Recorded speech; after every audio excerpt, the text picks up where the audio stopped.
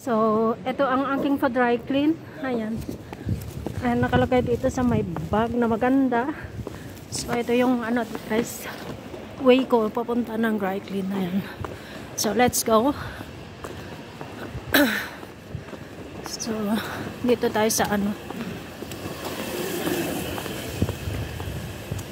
sa gilid-gilid kasi may mga bisikleta. Ewan ko pa bakit ano yung bisikleta dito. Actually, bawal nang mag-ano ng bisikleta. So, ang ganda yung Valentino. Ayan guys, ang Valentino. Ang ganda. Ganda yung mga bag ng Valentino. So, ayan o. Ganda siya. Oh, Gandara. Ang kulay. So,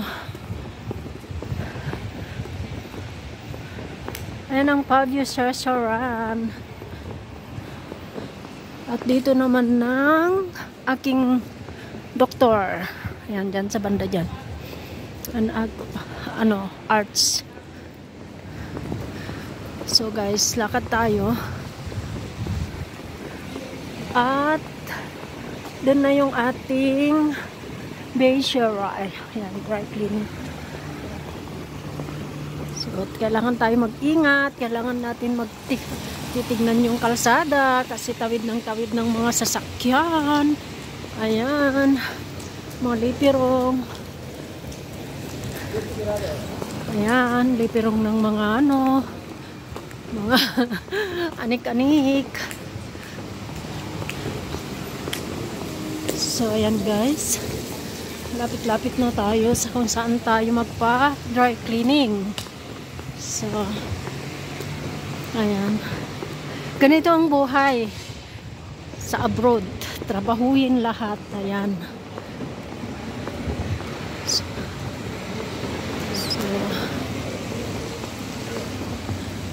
ayan, nandito na ako sa may Klaus Fitzroy. Kung saan tayo magpapa-dry clean. So, ayan, bubuksan na natin guys ang dry cleaning. Ito na. Ayan siya. Ito siya yung ating dry clean. 3, 1, 2, 3. Ibil tage? Ay nabukinok? Okay. Abaik mus ba na betsal ban abuholen? Ja, aber wir sind dann in Urlaub, nämlich. Wir haben Zug bis zum 6. Okay. Okay. So guys, actually hindi sila basta-bastang nagre-receive doon ng mga gamit na napupulot lang. Meron dito talagang ano, pan-box na ilalagay natin dito yung ito yung ano, lalagay natin diyan. So ayan. Ayan na siya. Pan-box. So ngayon, punta na tayo sa may dry cleaning at mag-pick up na tayo ng dry cleaning.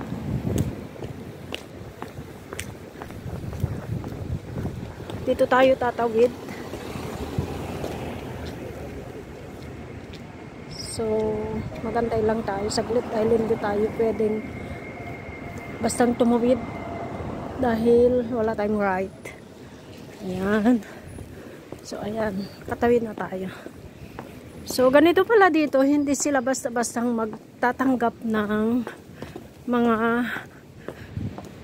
gamit na ibibigay dun sa pulis. Kundi meron talagang lagyanan yung fan box. Ayan. Lost and found. Kumbaga. So, isang lisensya yun, driver license. Nakuha natin. So, ngayon, magpipick up na ako ng dry clean, then ako diretso na rin sa trabaho.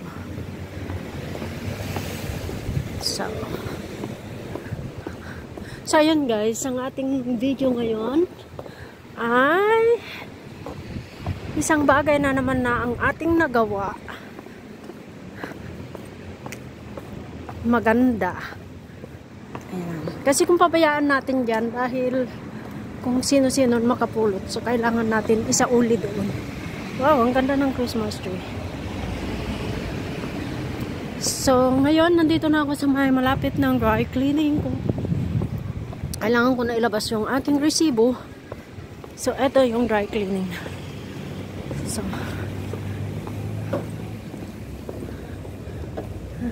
So, yun guys, nakuha na natin yung ma-dry clean natin. So, eto siya. Si Klaus. Bukod saray. So, ngayon ay punta na tayo sa work.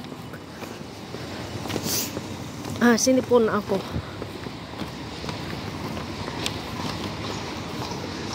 Ayan, tawid tayo dito. Nakasalubong natin ang mga kabayo.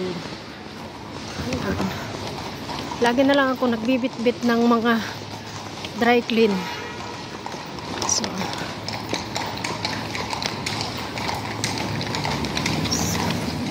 So yung dry clean ko na yung tatlong pullover ay nasa 56 euro. Nasa 56 euro. Apat lahat. Pero nakuha ko kahapon yung isa. Dahil hindi pa ready yung tatlo kahapon. So ngayon, ito na ngayon, nakuha na natin. So ngayon, nandito na tayo sa may kung saan tayo nag-aantay.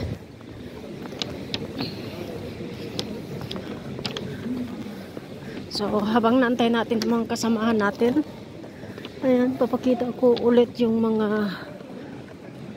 views dito sa may Graben. So ayan ang mga paninda nila sa Christmas tree dito sa may Graben. Ayan sila. Hindi ayan siya. So ito naman ang Tichivo. Pasok tayo dyan kasi baka magkakuha tayo. Uy, ang ganda to guys. Wow, I like it. Pero mahal, grabe ang mahal nito. Uy, baka pwede ko sa anak ko iregalo kasi slim siya. So titingnan natin. Tingnan natin. Ang ganda. Ano ito? Magkano? 89 euro. Pero soap siya. Mainit.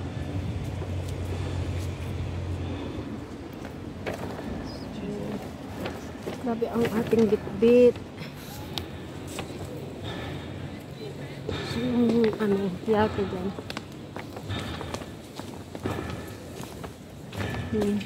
349. From Italy to guys. So malapit na yata magbukas si Yves Laurent. Ayan ang Yves Laurent. So hindi tayo nakapasok din sa Tichivo. Dito muna tayo. So may Toads. Pasok tayo sa sa Julius Minor. Dahil maaga-aga pa konti, mga 30 minutes pa. I think mga 20 minutes. Hindi ko pa tinignan. So, ayun guys.